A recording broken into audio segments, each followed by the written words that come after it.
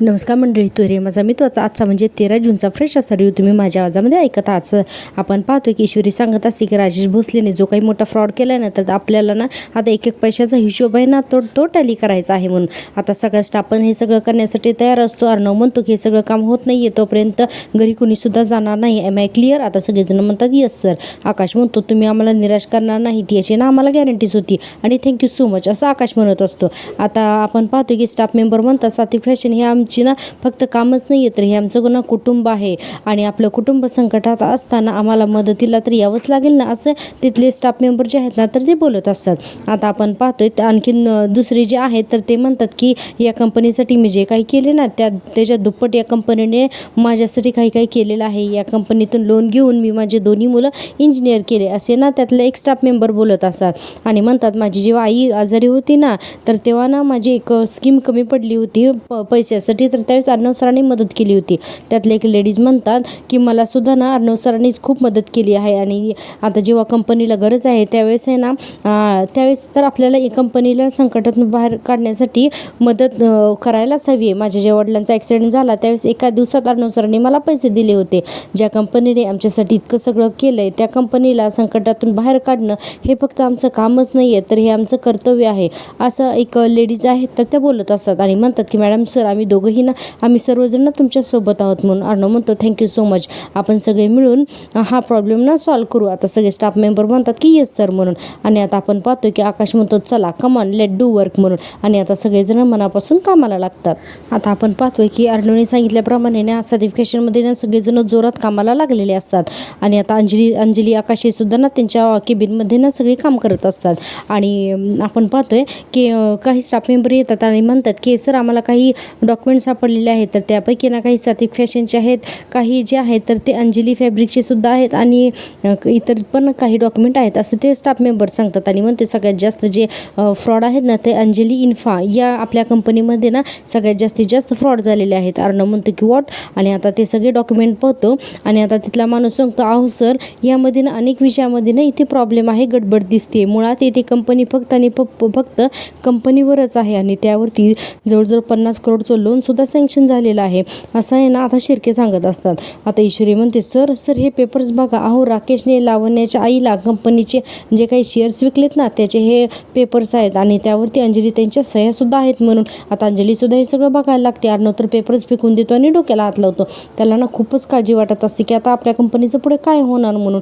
आता अंजली आकाश सगळे आहेत ना तर ते डॉक्युमेंट बघतात. आता अर्णव इतका चिडलेला असतो ना तर अर्णव म्हणत असतो सोडणार नाही मी त्या राजेशला, कायदा जी शिक्षा देईल ती देईल, पण त्या अगोदर आहे ना मी त्याला कायमचं फिनिशच करीन असा ना अर्णव खूपच संतापून आता बोलत असतो. आता ईश्वरीला सुद्धा ना अर्णवची काळजी वाटायला लागलेली असते कारण अर्णव खूपच चिडलेला असतो.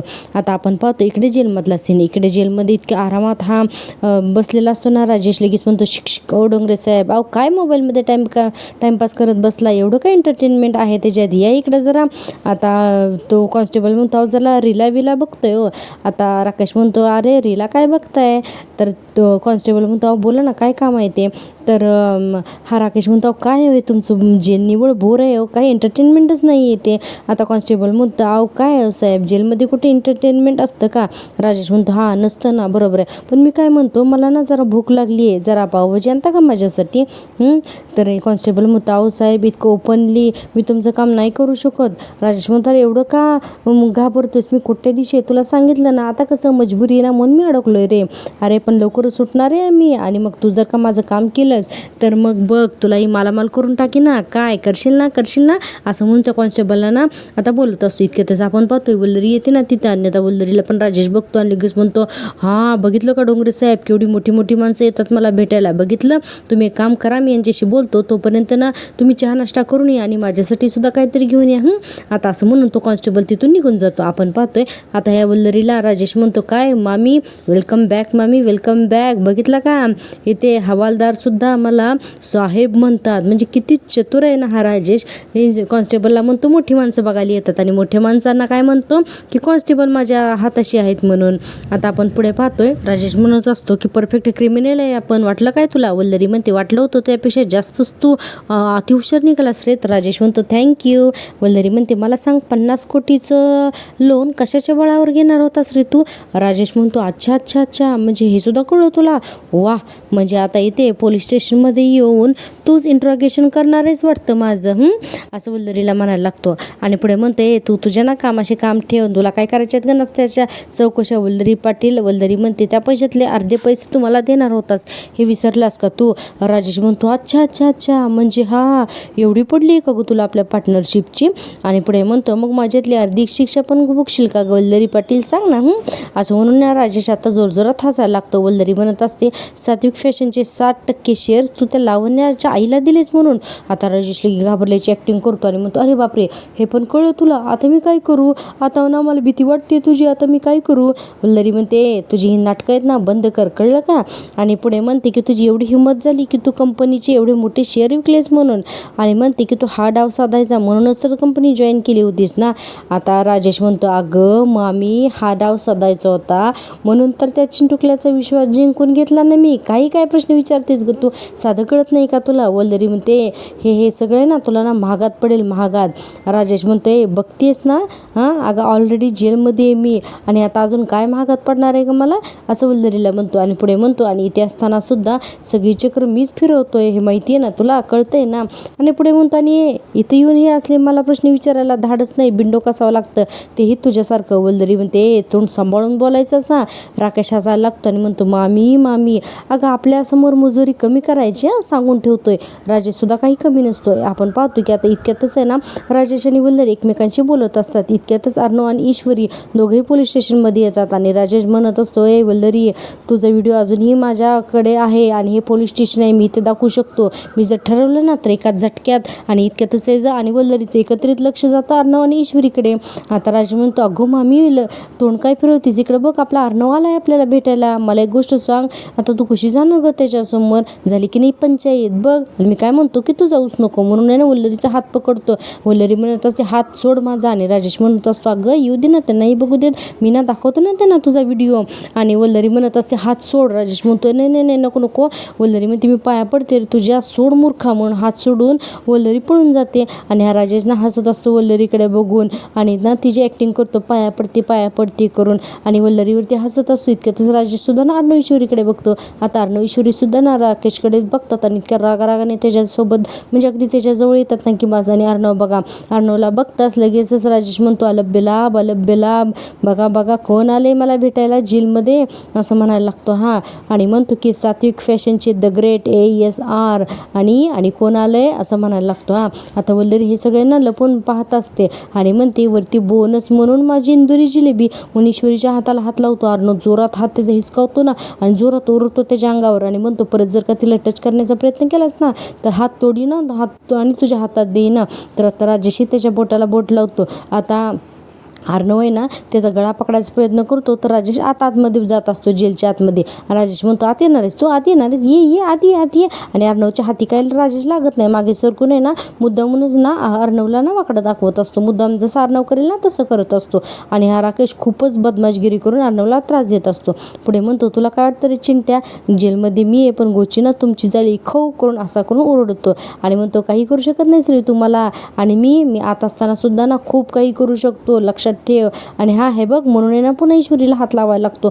तिच्या पदराला काय हात लावतो अर्णव. आता इतकं चिडतो ना मुद्दा म्हणून ना आज राजेश अर्णवला चिडवत असतो. आणि वल्लरी हे सगळं बघत असते.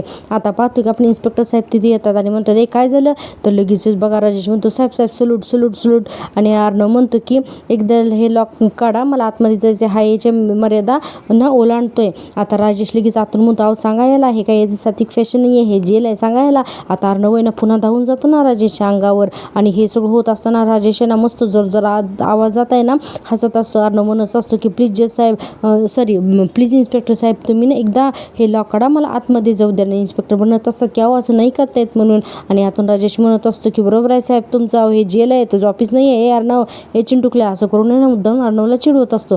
आता काय होतं की फाईल इन्स्पेक्टर आहेत ना म्हणतात की कॉन्स्टेबल लॉक काढा. आणि राजेश आतून ओरडत असतो साहेब अलाउड नाही आहे असं आतमध्ये यायला, कशाला त्याला आतमध्ये घेत आहे. आता इन्स्पेक्टर साहेब आतमध्ये जातात आणि खडाखड आहेत ना 2-3 कानाखाली देतात या राजेशच्या. राजेश म्हणत असतो मारू नका साहेब मारू नका.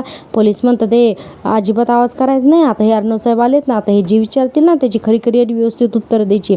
राजेश म्हणतो हो मी देतो हो उत्तर, तुम्ही ना प्लीज मला मारू नका हो, असं राजेश म्हणायला लागतो. आणि बघा लगेच हात काय जोडून तिथे बसतो आणि म्हणतो बोला अर्णव साहेब बोला, काही प्रश्न आहेत मी देतो उत्तर आहे, हां बोला.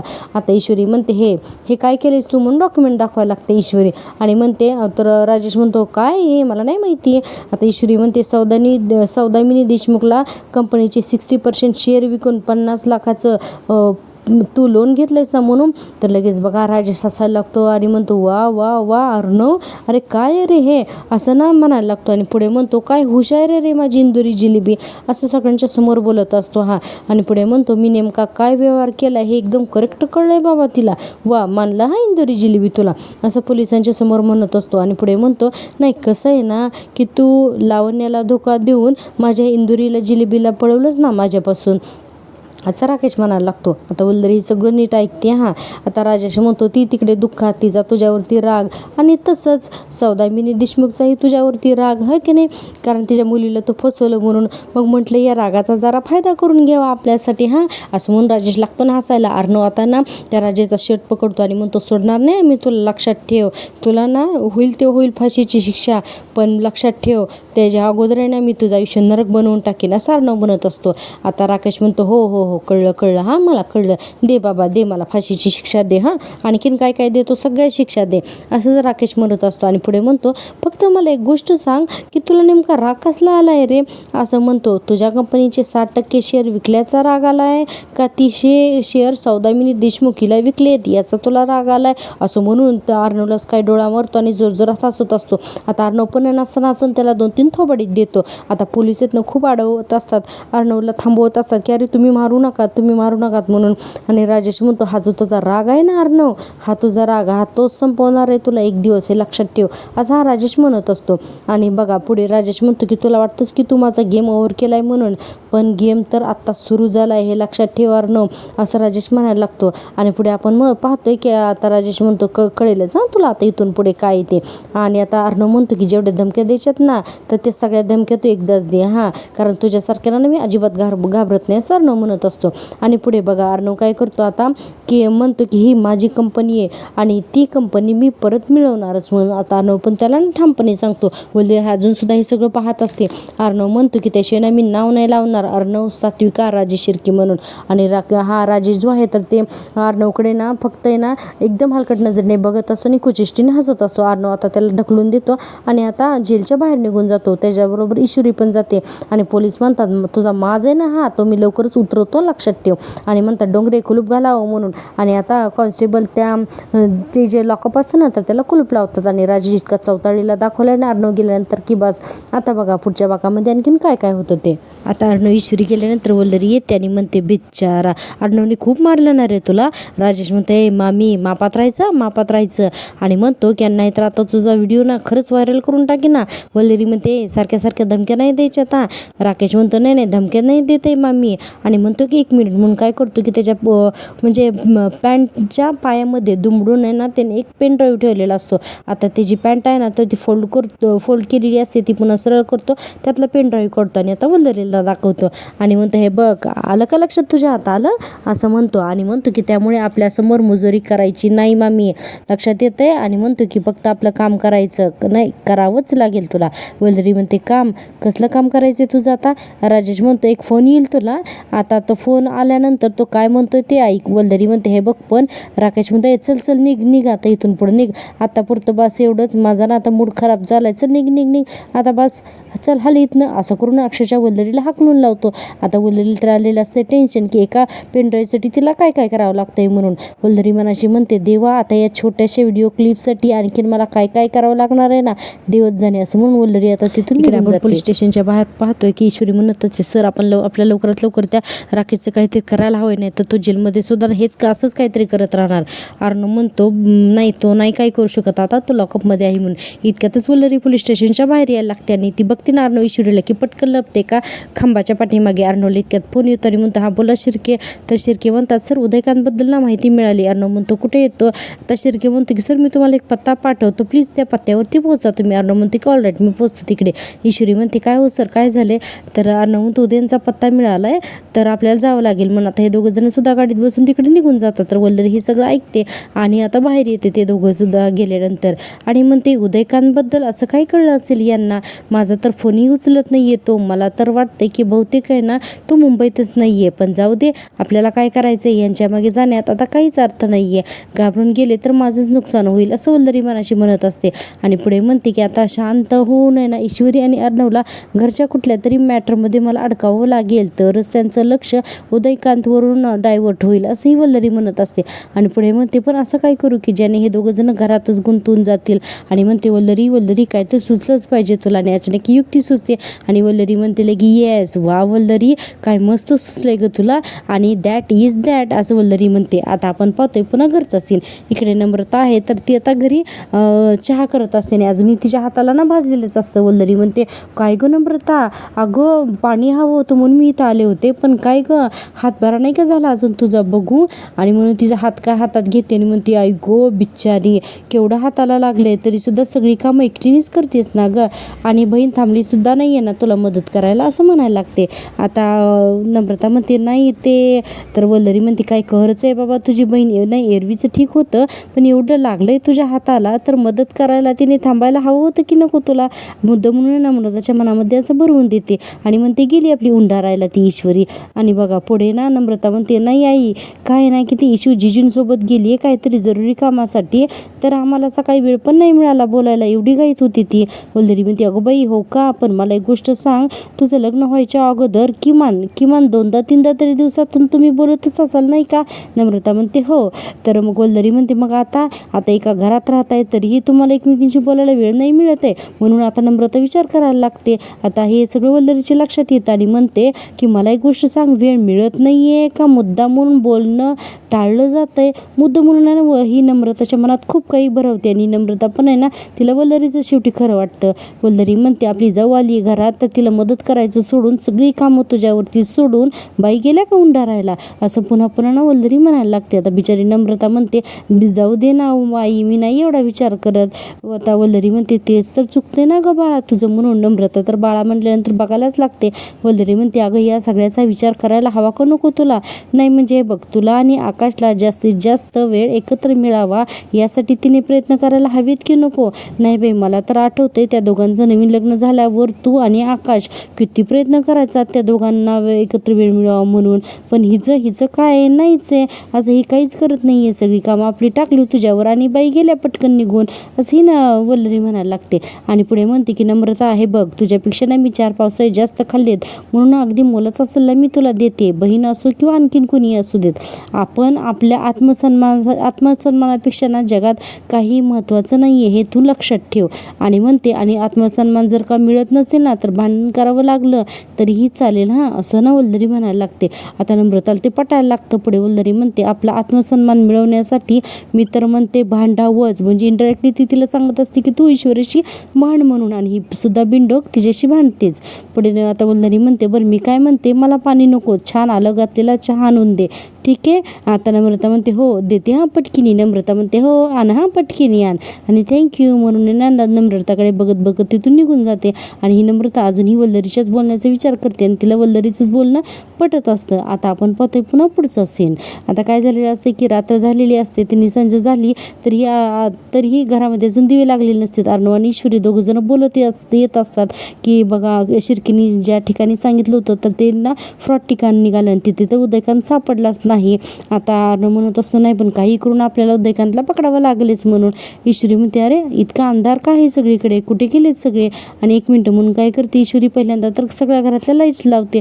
आता लाईट्स लावल्यानंतर आता ईश्वरी म्हणते अरे नमोताई वगैरे कुठे गेलेत सगळे. नमोताईला तर संध्याकाळी रोज दिवे लावण्याची आदतच आहे, मग आज कसं काय असं झालं, कुठे गेली ती म्हणून. आणि अर्णव म्हणतो अगं असेल ती. तर ईश्वरी म्हणते बरं सर तुम्ही वरती जावा मी बघून येते ती कुठे आहे म्हणून.